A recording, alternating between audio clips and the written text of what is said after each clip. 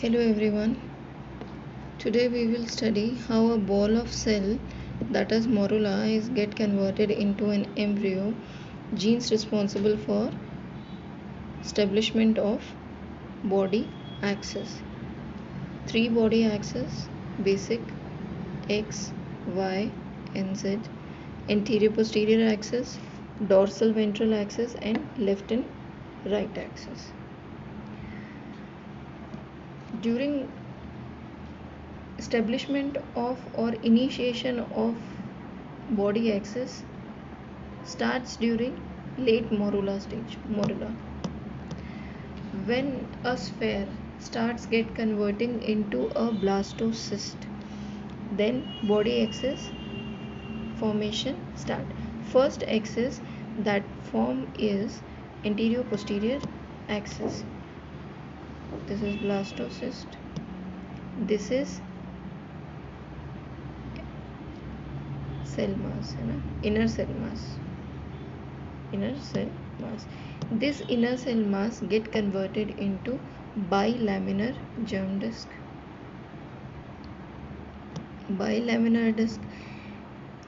And in bilaminar disc we have epiblast and hypoblast.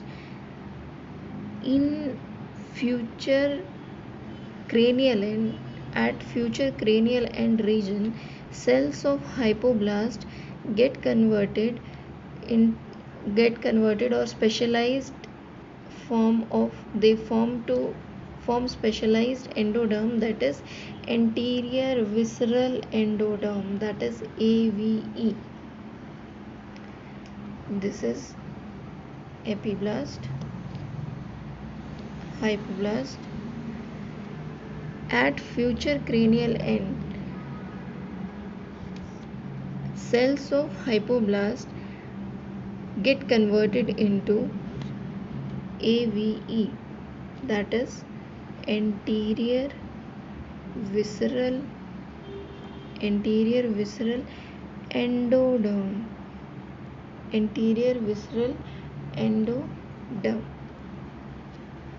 And this AVE is at cranial end. Opposite end is caudal end. In bilaminar germ disc we have cranial and caudal end. जो हमने पढ़ा था at end of second week, we have cranial and caudal end.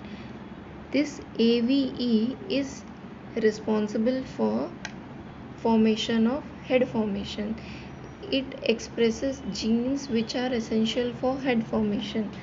Genes which are essential for head formation are AVE genes and transcription factors which are AVE is responsible for what? It is responsible for head formation.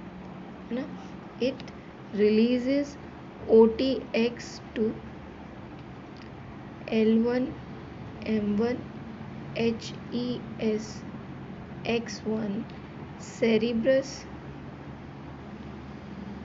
सब नहीं याद हो सकते हैं but head से related है cerebrus, OTX2 and lefty 1. दो jeans होती हैं, लेफ्टी 1, लेफ्टी 2. तो lefty 1 is responsible for head formation. These genes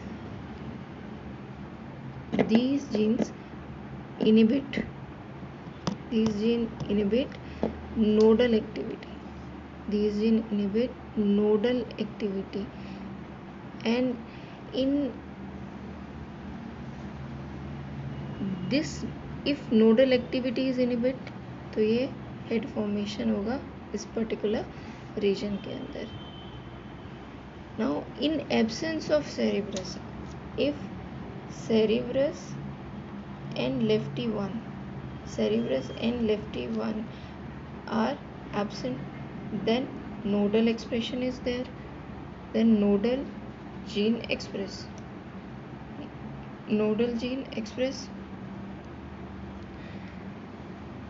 Then what is formed? Form primitive streak and node. And primitive streak and primitive node is responsible for formation of 3 germ layers, that is gastrulation. So first of all, at cranial end of bilaminar germ disc, hypoblastic cell get specialized to form anterior visceral endoderm, and this anterior visceral endoderm is responsible for formation of future head structure, or it responsible for genes, transcription factors which required during head formation. It secretes OTX1, LMM1, HEX, HESX1, Cerebrus and Lefty1 gene. All these genes inhibit the nodal activity, nodal gene expression in this area. This is the cranial end. अब chordal and की बात करें तो वहाँ पे तो AVE है नहीं, एंटीरियर विसरल एंडोडर्म नहीं है, तो वहाँ पे नोडल एक्टिविटी हो रही है. अगर नोडल एक्टिविटी है, सेरिब्रस और लेफ्टी वन है ही नहीं, नोडल एक्सप्रेशन कंटिन्यू हो रहा है, तो वहाँ पे स्टेब्लिशमेंट किसका होगा? Primitive streak and primitive node. And nodal expression continue है, प्रिमिटिव स्ट्रीक बना, प्रिमिटिव नोड बन गया, and this led to formation of, this is the start of third week we get gastrulation. primitive streak बना, primitive node बना और gastrulation start हो गया. Now next gene which is important is BMP4 and fibroblast growth factor FGF. These two genes are responsible. अभी हमारे पास primitive node ये बन गया, देन अब हमारे पास 3 जर्म लेयर्स हो गई, 2 to 3 जर्म लेयर्स के अंदर आ गए. 3 जर्म लेयर आ गई मतलब एक्टोडर्म, एंडोडर्म एंड मीजोडर्म. ना जो मीजोडर्म है, एक्टोडर्म एपीब्लास्ट की जगह आ गई, रिमेनिंग एपीब्लास्ट हाइपोब्लास्ट को रिप्लेस करके एंडोडर्म आ गई. अब जो मीजोडर्म है, मीजोडर्म बीच में. अब मीजोडर्म वेंट्रल होगी या डोर्सल होगी, आगे होगी या पीछे की तरफ होगी, ये कौन डिसाइड करेगा? That is determined by BMP4 and fibroblast growth factor. These genes are responsible for ventralization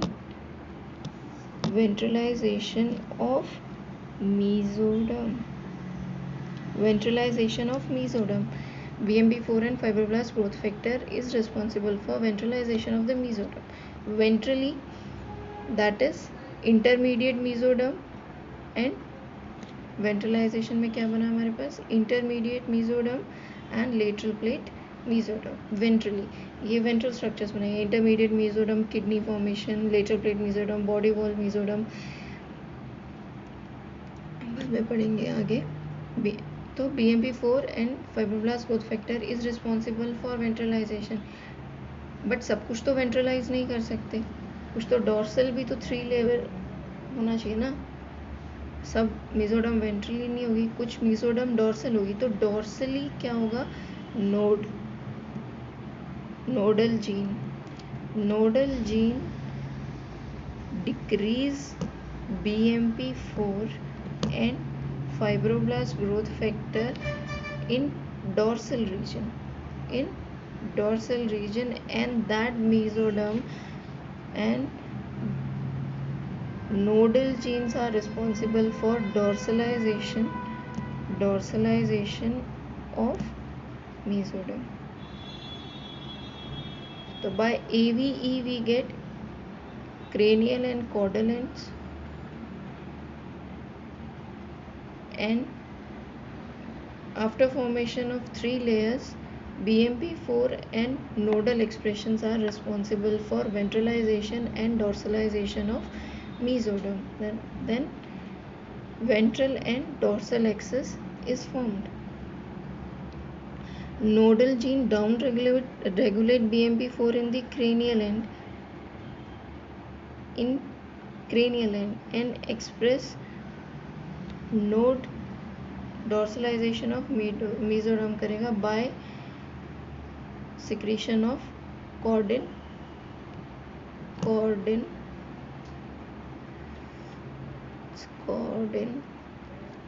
Noggin, and one more is Follistatin. ये याद नहीं रहेंगी.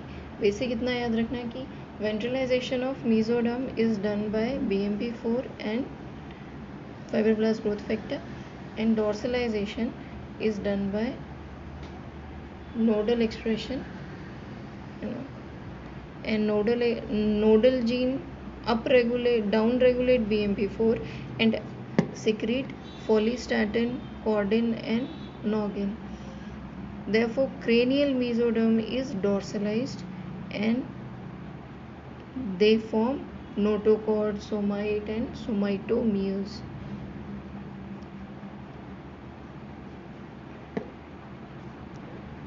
In dorsalization at caudal end, nodal gene is responsible for dorsalization of mesoderm at cranial end. At caudal end, mainly brachyury T expression, that is expressed through primitive streak, is responsible for dorsalization of caudal mesoderm. Now we form cranial and caudal and anterior and posterior axis. Dorsalization and ventralization of mesoderm, that is dorsal and ventral axis is formed. Now how we get right and left? Genetic regulation of laterality or left and right. Left and right or sidedness.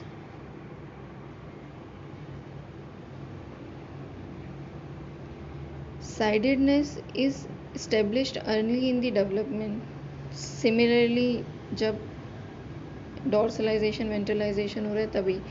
But organs, सब organs symmetrical नहीं है, but bilaterally symmetry हम देख रहे हैं. But कुछ organs होते हैं जैसे कि स्टमक लेफ्ट साइड में होगा, स्प्लीन लेफ्ट साइड में होगा, लिवर राइट साइड में होगा. तो ये ऑर्गन लिवर राइट में ही क्यों होता है, लेफ्ट में क्यों नहीं होता है, और स्टमक लेफ्ट में ही होता है. तो ये एसिमेट्री हम जब देखते हैं, हम जैसे राइट लेफ्ट के ऑर्गन राइट साइड में दिखते हैं, तो वो मतलब वो एक डेवलपमेंटल माल फॉर्मेशन के अंदर काउंट होते हैं, तो वो लिटरलिटी डिफेक्ट्स के अंदर आते हैं. तो ये लेफ्ट एंड राइट कैसे आइडेंटिफाई होगा? हमने देख लिया क्रेनियल एंड बन गया, कॉर्डल एंड बन गया, एंटीरियर बन गया, पोस्टीरियर बन गया. लेटरल एक्सिस कैसे बनेगी, लेफ्ट और राइट कैसे पता चलेगा? तो इसके लिए क्या है, जैसे ही प्रिमिटिव स्ट्रीक आएगी during in starting of 3rd week के अंदर, जैसे ये प्रिमिटिव स्ट्रीक आई, प्रिमिटिव स्ट्रीक नोडल जीन को, नोडल एक्सप्रेशन जीन को अप रेगुलेट करेगी. But on left side nodal expression is restricted. जैसे प्रिमिटिव स्ट्रीक है, this is primitive streak, left और राइट. प्रिमिटिव स्ट्रीक रिलीज कर रही है नोडल जीन को, नोडल एक्सप्रेशन है ना. तो ये जो नोडल जीन, ये जो nodal expression, this is primitive streak, nodal gene को रिलीज करिए. But on left side nodal gene express नहीं कर पाती है because of 5-HT, that is serotonin.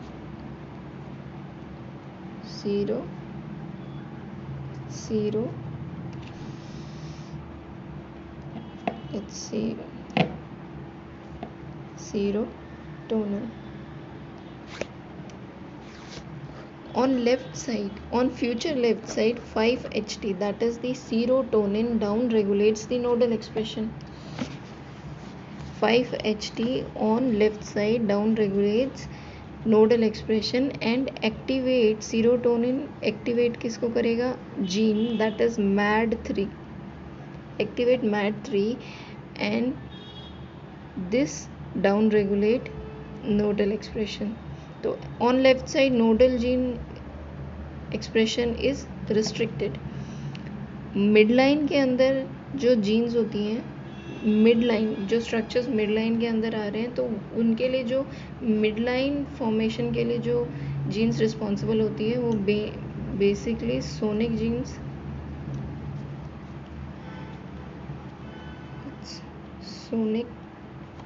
Sonic genes, sonic SHH होता है, sonic hedgehog, sonic hedgehog genes. This is responsible for midline structures. SHH or sonic genes are not prevent करती है, क्या करती है? सोनिक जीन्स प्रिवेंट करती है nodal jeans को लेफ्ट साइड में आने के लिए. तो मिडलाइन से लेफ्ट साइड में, मिडलाइन वाला इनको पेनिट्रेट नहीं करने देता. लेफ्ट साइड में 5-HT MAD3 को अपरेगुलेट करती है, जिसकी वजह से वहाँ पे नोडल एक्सप्रेशन नहीं होता. नोडल जीन अपना एक्सप्रेशन सिर्फ राइट साइड में दिखा रही है. तो लेफ्ट एंड राइट डिटरमाइन हो गया.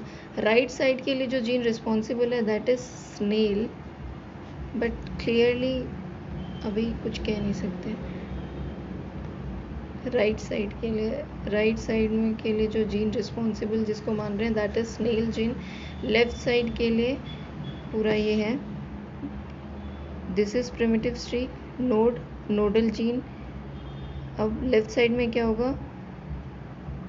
यहाँ पे 5-HT होगा जो MAD3 को अपरेगुलेट करेगा, MAD3 को.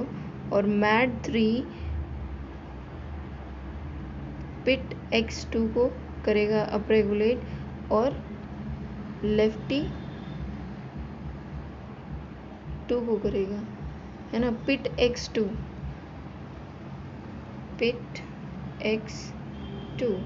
is gene for left side.